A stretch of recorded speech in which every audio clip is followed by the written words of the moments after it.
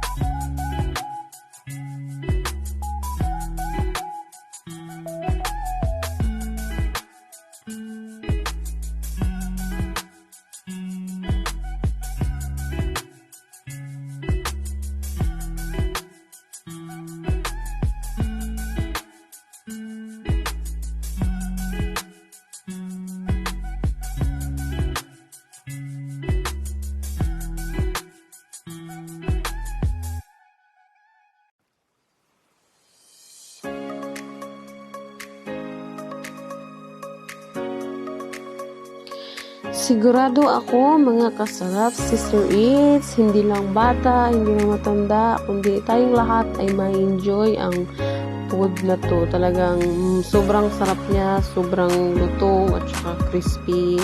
Talagang ginawa ko dito kaya sobrang crispy niya ay cornstarch lang yung ginamit ko. Tapos hindi na ako naglagay ng flour, cornstarch lang.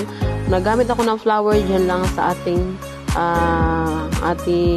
gravy, na ating homemade gravy na ginawa, mga kasarap Sister Eats. And then medyo siya, kung ano lang yung mga ingredients na kaya nyo, okay lang yun. Sa akin kasi marami kasing dito stock sa bahay ng mga pangpalasa, kaya nilagay ko na rin siya.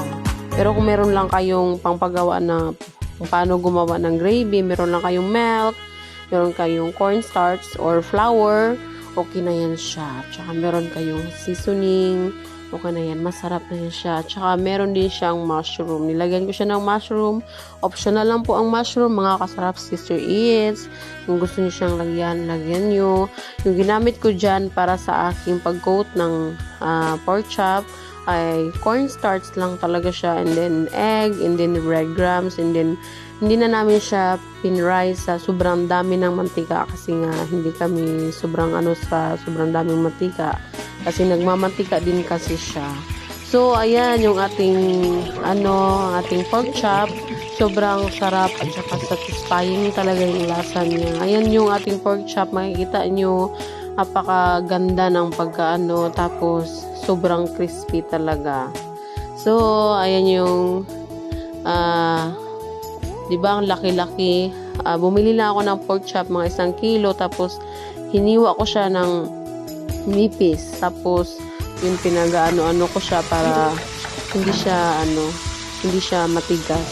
And then meron din kaming frozen na mixed vegetables. So ayan lang yung ginamit ko kasi nga meron naman yan, kaya meron lang tayong gulay. Importante may gulay. So, ayan na yung ating food. Ready na siya, mga kasarap Sister Eats. Let's go and eat. Sana matry nyo din to kasi talagang worth it siya.